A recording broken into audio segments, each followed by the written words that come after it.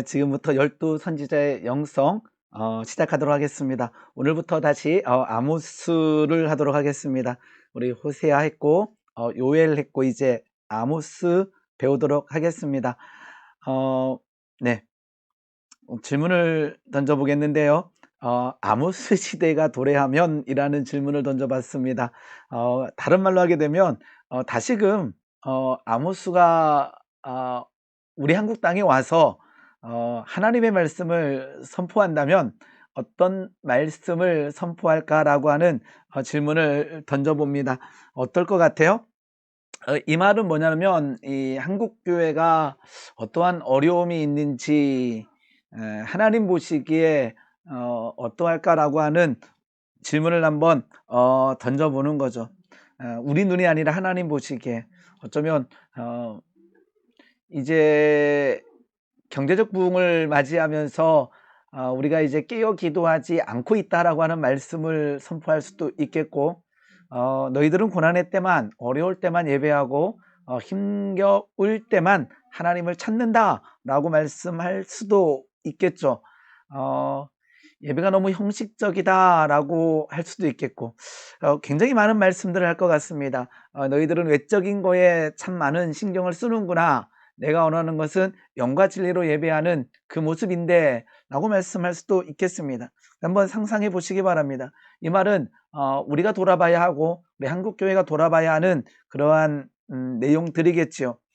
그러한 선포를 듣는 기존 지도자들, 그러니까 지금 현재 한국교회를 이끌고 있는 대형교회 목사님들 아니면은 연합의 대표 되시는 분들이 아모스 같은 선지자가 와서 한국교회를 향하여 하나님의 말씀을 선포한다고 할 때 그들은 어떻게 반응할까라고 하는 질문도 던져볼 수 있겠습니다. 이러한 질문을 던지는 이유는요, 좀 이따 보겠지만 그 아모스가 남쪽 출신임에도 불구하고 이제 북이스라엘 가서 하나님의 말씀을 전했던 사람입니다. 어쨌든지 간에 지금 코로나19 시대에 한국교회가 참 많은 조롱과 비판을 받는 것은 사실입니다. 그렇다면 비판하는 그들을 향하여 너희들 왜 우리가 이만큼 했는데 너희들은 왜 비판하니?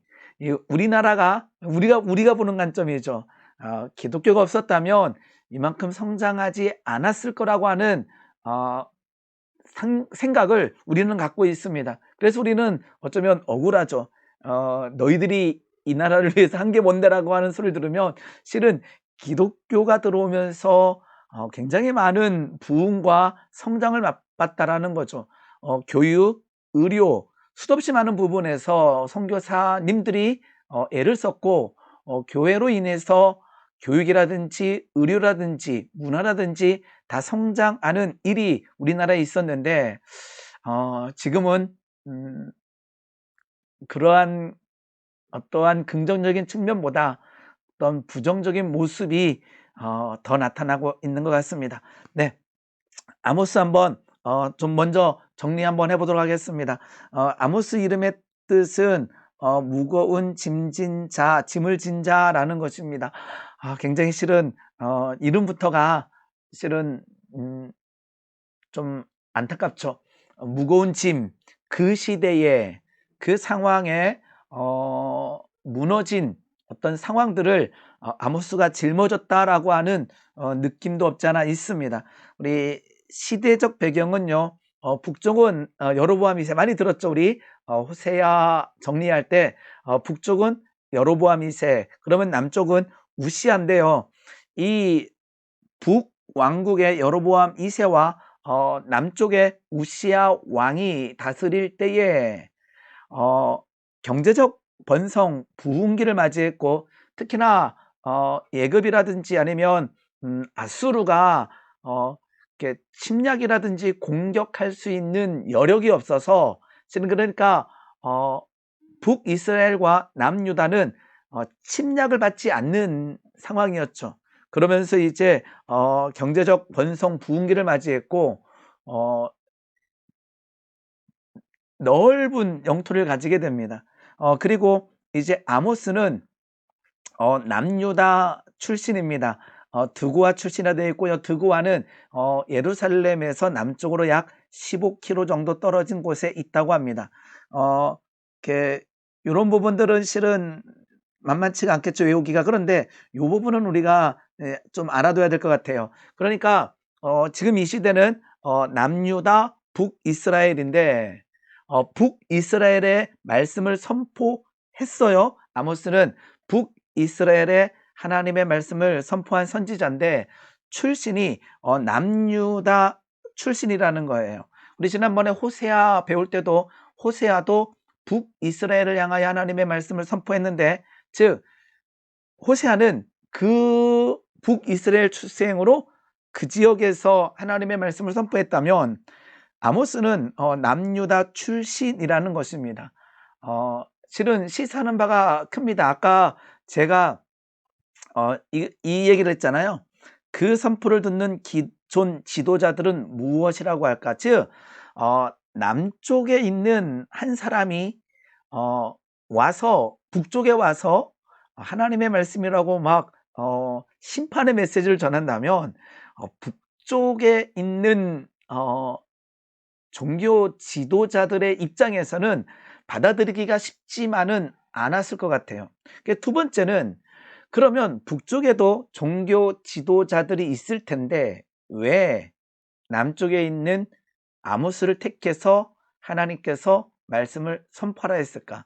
자, 니누에라고 하는 아수르의 수도에 요나 선지자를 보내잖아요. 야마떼의 아들 요나에게 하나님의 말씀이 임하여 하나님께서 주신 말씀을 니누에 가서 선포하라 합니다. 왜요? 그건 니누에이기 때문에 그렇습니다. 니누에는 하나님을 믿지 않는 땅이기 때문에 요나를 택해서 가서 전하라는 거죠. 그런데 남유다 북이스라엘은 가나안 땅이고 그들은 다 하나님의 백성들이죠. 그런데 남유다 출신을 택해서 북이스라엘에 가서 하나님의 말씀을 선포하라 하신 이유는 북이스라엘에 그 하나님의 말씀을 들을 수 있는, 그 다음에 깨어 기도하는, 엎드리는 사람이 없었다라는 반증이기도 합니다. 자, 아모스 1장 1절 말씀을 한번 보게 되면요, 스스로 이렇게 설명하고 있습니다. 제가 한번 읽겠습니다.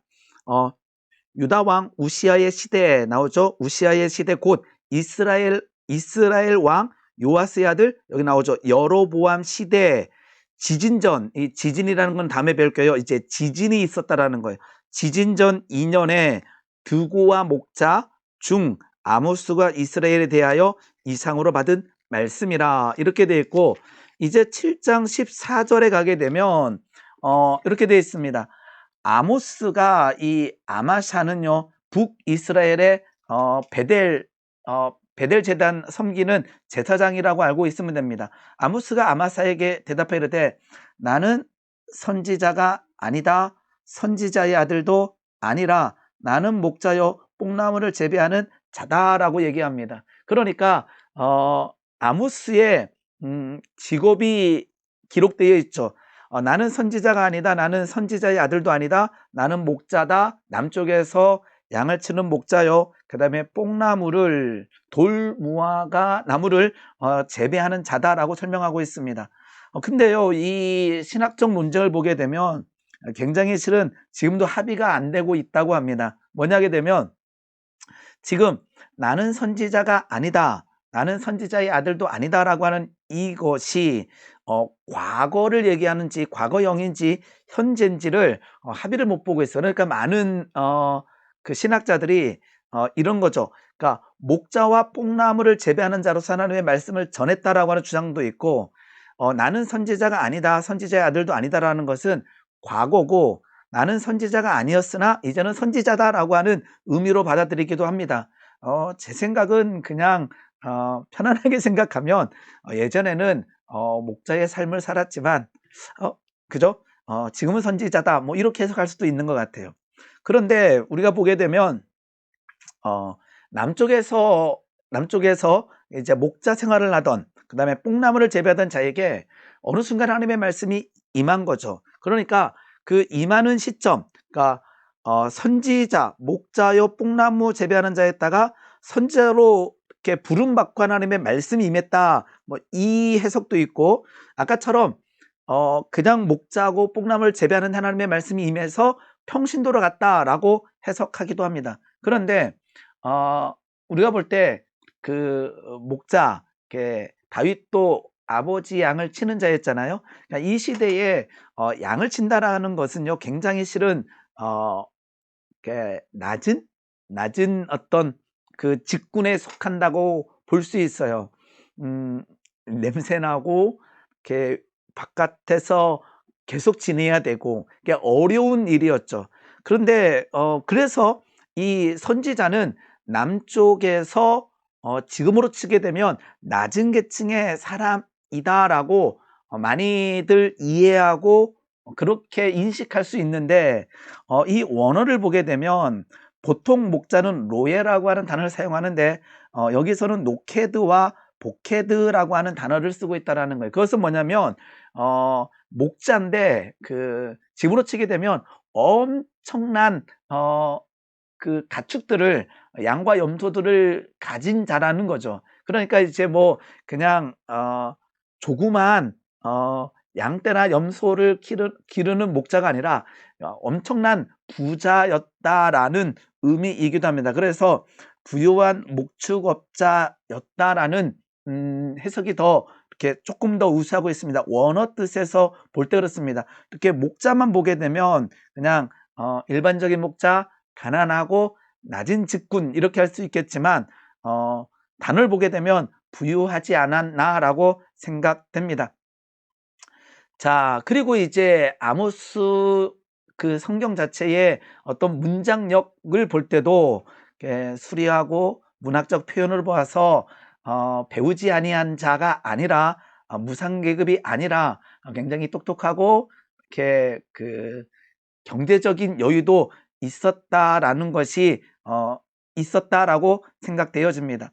자, 우리가 아모스와 동시대의 선지자들, 즉 BC 8세기, 그러니까 BC 700 땡땡땡 년도에 활동했던 선지자들은 누가 있냐 그러면 호세아, 미가, 이사야가 있는데, 이 아모스가 갖는 아까 의 중에 하나는 최초의 문서 선지자였다라는 것입니다. 그러니까 글로 남겼다라는 거죠. 최초의 문서로 남긴 선지자입니다.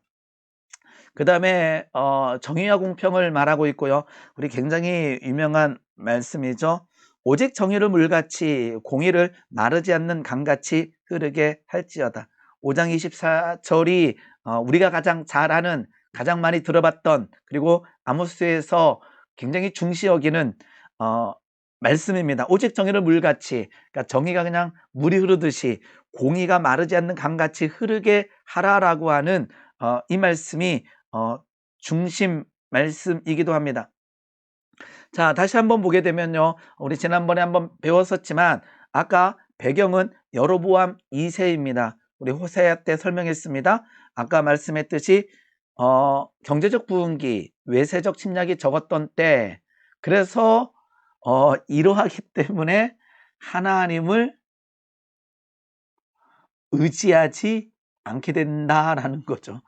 이것은 실은 현재 우리도 그러할 수 있습니다. 그러니까 그때 아모스 시대 그들만 그런 것이 아니라 그들이 그랬다라는 것은 오늘 그 말씀을 읽고 있는 우리가 그 시대 그 문화권에 살고 있지 않지만 비슷한 상황 가운데 거할 때에 우리도 동일하게 경제적 부흥, 그 다음에 외세 침략이 적었을 때에 우리 역시 하나님을 의지하기보다 쾌락을, 그 다음에 우상이라는 것은 내가 만든 거죠. 그 우상을 만든다라는 것은 나의 어떤 욕망을 섬긴다라는 거죠. 즉 우리도 이 시대처럼 그러할 수 있다라는 것입니다. 성경에 보게 되면 이 여로보암 2세는 하맛에서 아라바까지라고 그 영토 범위가 정해져 있는데, 이것은 하나님께서 이스라엘에게 주신 가장 이상적인 영토의 범위입니다. 여호수아가 그 땅을 정탐할 때 갔던 곳이기도 하고요. 그 다음에 다윗과 솔로몬 시대에 버금가는 정도로 이 여로보암 2세 우시야 왕 때는 경제적 부흥기를 맞이했다라는 것입니다. 아모스 3장 15절 보게 되면 여기 보면 겨울궁과 여름궁을 치고 있습니다. 상하궁들을 파괴되며 그 궁들이 무너지리라 여호와의 말씀이니라. 이것은 무슨 의미인가요? 궁전에 뭐가 있었다라는 거죠? 여름궁과 겨울궁, 그만큼 사치했다라고 말씀드릴 수 있겠고, 경제적으로 여유가 있었다라고 생각됩니다. 그런데 하나님께서는 그 큰 궁들이 뭐하리라? 무너지리라 라고 말씀하십니다. 이 겨울궁과 여름궁이라고 하는 이 문장에서 우리는 경제적 부흥을 알 수 있기도 합니다. 그 다음에 이 여로보암 2세 왕을 신격화합니다. 아까 이제 누구에게 아마사에게 대답하게 되는데, 아마사가 이제 아모스에게 이 베델에 대해서, 우리 베델 알고 있잖아요.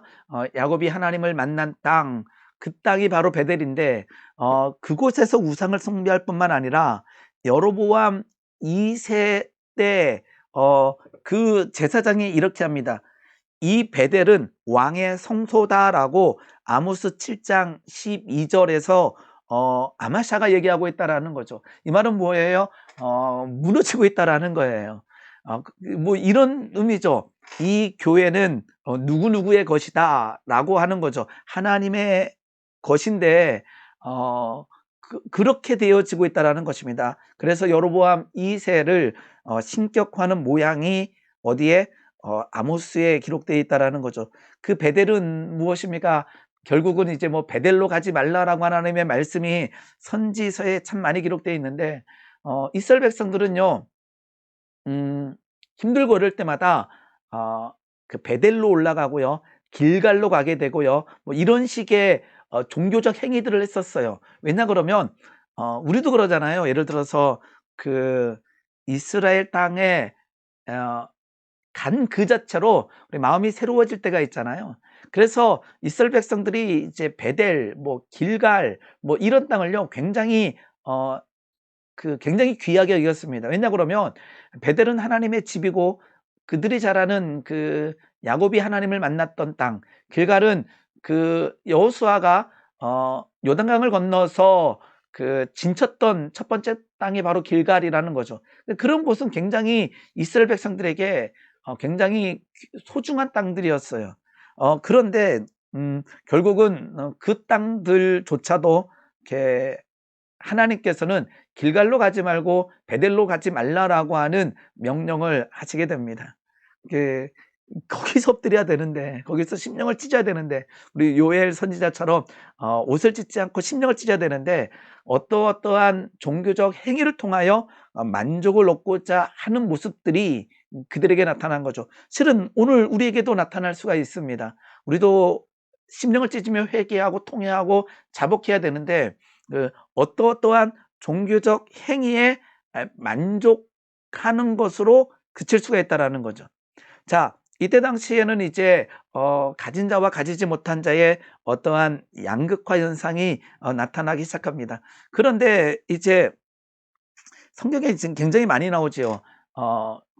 불의한 재판을 하지 마라 라고 하는 건데 재판해야 되는 그들조차 하나님의 계명과 명령을 어기고 자기의 이익을 따라서 이렇게 재판을 한다라는 거죠. 성경을 보다 보게 되면 도피성은 그 하나님께서 가나안 땅을 주신 다음에 부지불식간에, 그러니까 실수로 사람을 죽인 자가 도피할 수 있는 땅이었는데 어떤 일이 일어나냐 그러게 되면 도피성을 맡고 있는 종교 지도자가 자신의 이익을 따라서 판단할 때가 있다라는 거죠. 하나님의 말씀이 아니라. 그래서 쫓기는 자, 쫓는 자 중에 자신에게 이익이 되는 상황을 가지고 그 도피성으로 들이거나 아니면 들이지 않거나 뭐 뇌물이 여기에 들어가는 거죠. 그러니까 뇌물을 많이 주는 자를 살려주는 거죠. 그게 이제 불의한 재판들, 무너지는 모습들이 성경에는 기록되어 있다라는 거죠. 아모스 때에도 이 양극화와 부정한 재판들이 있었습니다.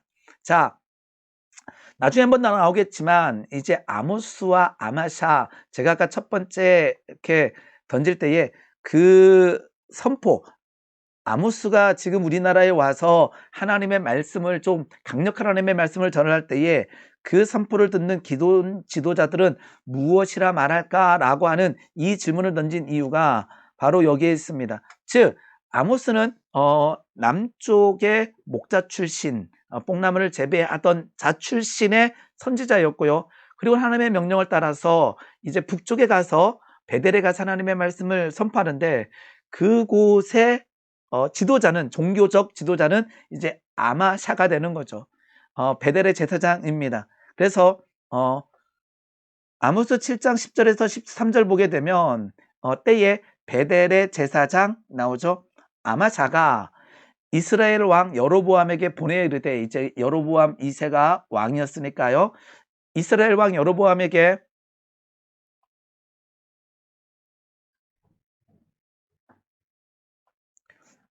보내어 이르되, 이스라엘 족속 중에 이제 아모스가 나옵니다. 남쪽에서 올라온 아모스가 왕을 모반하고 있습니다. 그 모든 말을 이 땅, 이 북이스라엘이 견딜 수 없나이다. 아모스가 말하기를, 이게 엄청난 말씀이죠. 지금 남쪽 출신이 북쪽에 가서 여로보암을 칼에 죽겠고 이스라엘은 반드시 사로잡혀 그 땅에서 떠나겠다 하나이다. 여로보암이 칼에 죽는다라는 거죠. 우리 아모스 7장, 여로보암은 칼에 죽겠고 이스라엘은 반드시 사로잡혀 그 땅에서 떠나겠다 하나이다. 아마샤가 이제 베델 제사장이 아모스에게 이르되, 야 선견자야, 이게 나오냐, 너는 유다 땅으로 도망가라. 너 여기서 이렇게 뭐 하나님의 말씀이라고 전하지 말고 너 가, 너네 땅으로 가, 뭐 이런 거죠. 그러니까 실은 아모스도 실은 순종하기가 쉬운 게 아니에요. 아까 요나가 니누에 가서 하나님의 말씀을 선포하라 했을 때에 다시스로 도망가잖아요. 왜냐하면 민족주의적인 사고도 없잖아 있었어요. 그 니누의 땅은 하나님의 말씀을 듣고 회개해야 될 땅이 아니라 멸망돼야 된다라고 하는 기본 생각을 가지고 있었을 거예요. 그래서 니누에로 가라 그랬을 때 가지를 못하는 거예요. 근데 우리도 한번 생각해 보시기 바랍니다. 남유다, 북이스라엘, 그리고는 어느 정도 분리되어 있었는데 아모스에게 하나님께서 너는 북쪽에 가서 하나님의 말씀을 전하라 했을 때에 순종할 수 있었을까? 더 쉽지 않다라는 거죠. 믿는 자가 약간 다른 방식으로 믿는 자에게 자신이 하나님의 말씀을 들었다고 선포하는 거는요, 실은 굉장히 어려운 일이에요. 너나 똑바로 해라고 하는 소리를 듣기 딱 좋죠. 실은 아모스가 지금 아마샤에게 그러한 말을 듣고 있는 거예요. 아마샤가 또 아모스에게 이르되, 선견자야, 약간 비아냥거리는 느낌이죠. 선견자야, 너는 유다 땅으로 도망하여 가서 거기에서나, 야 너네 땅으로 가서나 하나님의 말씀 전해, 여기는 우리가 알아서 할게 라고 하는 의미입니다. 가서 거기에서나 떡을 먹으며 거기에서도 예언하고 다시는 야 우리 땅 베델 북이스라엘에서 예언하지 말라. 아까 나오죠. 이는 하나님의 성소가 아니라 왕의 명령을 따르고 있다는 거예요. 하나님의 명령을 따르며 하나님의 뜻을 따라가는 것이 아니라, 야 여기 베델, 아까 하나님의 집이라고 명명된 이것을 여기는 야 왕의 성소여 이 나라의 궁궐이다라고 누가요? 아마샤가 얘기하고 있다라는 것입니다. 이 상황 가운데 북이스라엘의 상황을 우리는 어렴풋이 짐작할 수 있습니다. 예배가 무너지고, 그 다음에 왕이 우상화되어지고, 그 다음에 하나님의 말씀을 전하는 실은 평신도 선지자라고도 얘기합니다. 그리고는 오랜 기간이 아니라 짧은 기간 동안에 남유다에서 북이스라엘에서 전하는 아모스에게, 야 선견자, 너 유다 땅으로 가서 거기서나 떡 먹으며 거기서 예언하고 여기 오지 마. 여기는 우리 땅이고 여기는 왕의 성소고 왕의 궁궐이다 라고 얘기하고 있다라고 하는 이 말씀 속에서 북이스라엘이 하나님의 말씀을 전하는 그 상황을 받아들이는 모습이 나와 있다라는 거죠. 예를 들면 정말로 깨어있는 평신도가 이 나라를, 이 민족을 위해 한국교를 위해서 기도하다가 이렇게 예를 들면 그 건의를 하는 거죠. 하나님, 이렇게 종교 지도자에게 우리가 더 깨어 기도해야 됩니다 했는데, 내가 목사고 너는 평신도고 이런 느낌으로 받아들인다면 동일한 시대에 살고 있다라고 생각되어집니다. 어쨌든지 간에 우리는 이 내용을 통해서 그때 당시에 북이스라엘의 종교적인 상황을 어렴풋이 짐작할 수 있습니다.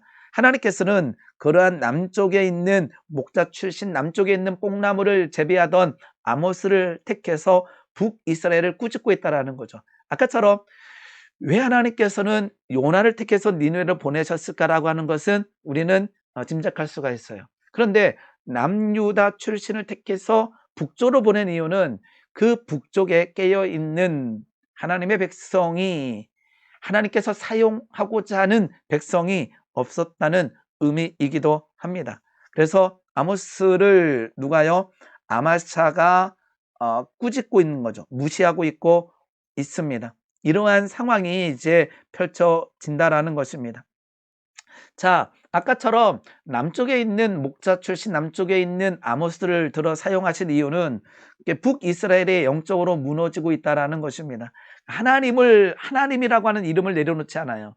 그들은 제사를 지냅니다. 그런데 여호와와 바알을 섞어버리는 거예요. 그러니까 실은 마음속에는 바알을 섬기고 있고 명칭으로는 하나님을 섬기는 거죠. 제가 몇 번 말씀드렸습니다. 하나님을 우상화하는 방법은요, 하나님을 나의 도구화 시킬 때 하나님이 하나님이 되는 것이 아니라 하나님이 나를 위한 도구, 즉 하나님이 우상이 돼버린다라는 거죠. 뭐 할 때요? 나를 위한 하나님을 만들어낼 때. 이스라엘 백성들은 자신들이 그 가나안 땅에서 우상을 만드는 거죠. 바알이 더 좋은 거예요. 근데 하나님을 버릴 수 없으니까 바알과 하나님을 짬뽕시켜 버리는 거죠. 우리도 그럴 수 있는 거예요. 우리도 하나님을 믿노라면서 내가 신뢰하는 어떤 것들을 하나님을 통해서 얻고자 할 때 우리 역시 이러한 무너짐의, 영적 무너짐의 상황에 들어갈 수 있다는 것입니다. 아까처럼 하나님의 말씀을 온전히 전하는 자가 어디에 북이스라엘은 없었다는 의미이기도 합니다. 그래서 남쪽에 있는 평신도 목자 출신을 데려다가 하나님의 말씀을 선포하라는 거죠. 아까처럼 막 가난한 즉 어떠한 경제적으로 무너진 아모스가 아니라 더 순종하기 어려웠던 삶의 형태를 지니고 있다라고 생각됩니다.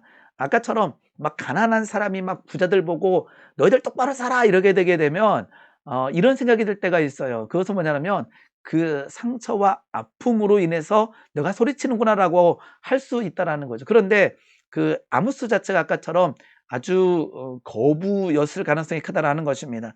아까처럼 기존 질서를 무너뜨린다라고 하는 것은 하나님께서 말씀을 선포하게 하는 그 당사자가 아모스였다라는 그 자체는 하나님께서 기존 질서, 즉 하나님께서 세우신 어떠한 질서를 깨고 무너뜨리고 있다라는 의미이기도 합니다. 그 말은 뭐죠?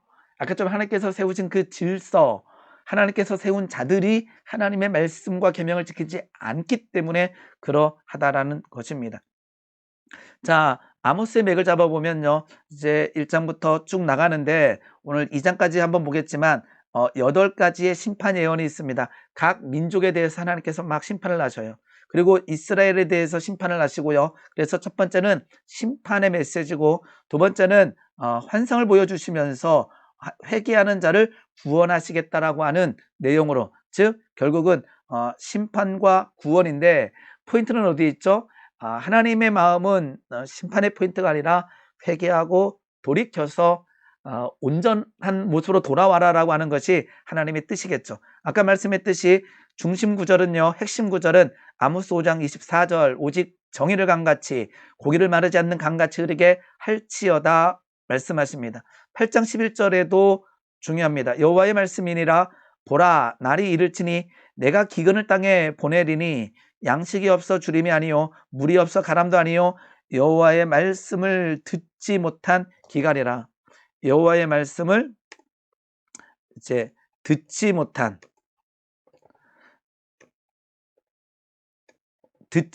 기갈이라, 즉 하나님의 말씀을 들어야 된다라는 것입니다. 자, 이제 아모스 1장과 2장을 보게 되면요, 열방에 대한 심판이 기록되어 있습니다.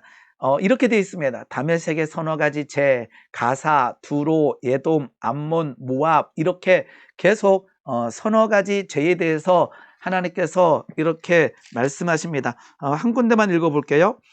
아모스 1장 6절입니다. 여호와께서 이와 같이 말씀하시되 가사의 서너 가지 죄로 말미암아 내가 그 벌을 돌이키지 아니하리니 이는 그들이 모든 사로잡은 자를 끌어 에돔에 넘겼음이라. 내가 가사성, 즉 가사의 성을 불을 보내리니 그 궁궐들을 사르리라. 이렇게 되어 있습니다. 가사는요 어디 있냐 그러게 되면 아까 가사를 읽었네요. 그 위에 보게 되면 1장 3절에 다메섹이 나와 있어요. 그러니까 실은 이쪽 다메섹부터 얘기합니다. 다메섹부터, 다메섹의 서너 가지 죄 있고요. 그 다음에 여기는 이제 아람입니다. 아람. 그 다음에 가사는 요 밑에 있는 블레셋 땅이에요. 여기 가사가 보이죠? 요 블레셋 땅을 하나님께서 가사의 서너 가지 죄, 그러니까 아람의 서너 가지 죄, 블레셋의 서너 가지 죄에 대해서 말씀하십니다. 그리고는요, 여기가 이제 북동쪽이 되어 있고요. 이제 됐다가 이제 이쪽으로 옵니다. 여기 보면 이제 두로가 여기 있는데, 두로의 서너 가지 죄, 그러니까 여기를 꾸중하고 밑에, 그 다음에 위쪽, 북서쪽을 이제 꾸중한 이후에 여기 보게 되면, 에돔과, 암몬과 이제 모압이라고 하는 요쪽 지역을 다시 한번 꾸중합니다. 그러니까 이제 이 가운데가 이제 남유다와 북이스라엘이 있다면 하나님께서 주변에 있는 이 민족들의 서너 가지 죄에 대해서 꾸중하시는 거죠. 자, 한번 생각해 보세요. 지금 하나님을 아는, 하나님을 믿는 남유다 북이스라엘이 있는데, 특히나 북이스라엘이 있는데, 처음에 이 말씀을 선포할 때 들을 때는 어쩌면 흐뭇했을지 모르겠어요. 왜냐 그러면 다메섹의 서너 가지 죄, 그 다음에 가사의 서너 가지 죄, 아까 다메섹, 가사, 두로, 그러니까 자기의 주변에서 자기들을 괴롭게 하는 그 민족에 대해서 하나님께서 다 꾸중하시는 거예요. 그러니까 역시 우리 하나님이야 라고 생각 들 수 있는 내용이 기록되어 있습니다. 그런데 결국에 가서 남유다의 서너 가지 죄, 남쪽의 서너 가지 죄를 말한 다음에 결국은 뭐를 얘기하냐 그러면 이스라엘의 서너 가지 죄, 결국은 이제 3장부터 계속 이스라엘에 대해서 하나님께서는 꾸중하셔. 그러니까 주변을 꾸중하신 이후에 남유다까지 온 다음에 결국은 북이스라엘을 하나님께서는요, 하나님께서는 뭐라 그래야 되나, 그 죄에 대해서 말씀하고 있다라는 것입니다. 그래서 이렇게 되어 있습니다. 즉 아까처럼 열방에 대한 심판 선언, 서너 가지 죄라고 하는 문장을 쓰면서 하고요. 이방 국가에 대한 죄를 선포할 때 인정하는 이스라엘 백성, 이것은 뭐냐면 맞아, 그들은 죽어 마땅하지, 하나님 그들에게 불을 내리실 거 우리는 믿습니다, 당연합니다라고 하는데 결국 죄에 대한 선포는 어디로 향하냐 그러면 유다와 이스라엘을 향하게 됩니다. 이 말은 뭡니까? 불의와 재란, 이방인의 여부와 상관없다라는 거예요. 우리가 조심해야 될 게 한 가지가 있는데, 실은 우리 기독교인들이 있습니다. 기독교인들이요, 아까처럼 뭐 다메섹이나 두로나 뭐 블레셋이나 뭐 이런 나라들보다 우리는요, 죄라고 영역에서 당연히 우리는 덜 범하겠죠? 덜 범합니다. 충격적인 일들도 없잖아 있지만, 이렇게 넌 크리스찬이라고 했을 때, 근데 우리가요, 이러한 실수를 범할 때가 있어요. 이들의 죄를 보면서 우리가 만족하고 우리를 고치지 않으려고 하는 거죠. 그러니까 하나님께서는 하나님의 말씀에 비춰 우리가 음란하다면 그 음란을 깨고 회개하고 통회하고 정결해야 돼요. 그런데 세상 사람들이 우리보다 더 음란하잖아요. 정말로 참혹하잖아요. 그런데 그 참혹한 것을 보면서 우리가 마저 우리는 저들보다 낫다라고 하는 생각을 가지고 살아갈 때가 있어요. 하나님께서는요, 기준을 하나님을 모르는 백성들이 우리 삶의 기준이 아니라 그랬어요. 우리가 살아갈 때에 그들보다 정직하고 그들보다 온전한 것은 당연한 거예요. 그런데 기준이 그들이 아니라 우리의 기준은 하나님의 말씀이어야 된다라는 거죠. 어, 어, 동성애를 다룰 때에 굉장히 논쟁됩니다. 그러다가 우리 그 믿음의 영역에 있는 분들 중에 동성애 논쟁을 할 때 조심해야 될 것 한 가지를 얘기하는데, 우리가 정결하다라고 하는 의미에서 그러한 죄에 대해서 얘기하지 말라라고 주장하시는 분들이 많아요. 이해되는 주장입니다. 무엇이냐 그러게 되면 나를 찍고 뭐 선지자들의 말씀을 들어보면 내가 회개하고 내가 통회하고 내가 자복해야 되는데, 그 모습에 만족해서 내가 심령을 찢는 것이 아니라 그들을 공격한다라는 거죠. 즉 하나님의 말씀을 우리가 들었어요, 알았어요. 그 하나님의 말씀을 듣고 안다면 그 말씀에 비추어 나를 조명해야 되는데, 우리는 그 말씀을 가지고 타인을 비판하고 정죄할 때 사용할 때가 얼마나 많은지 몰라요. 그렇다면 오늘 우리는요, 이 북이스라엘 상황과 비슷한 상황에 빠져 있을 수 있습니다.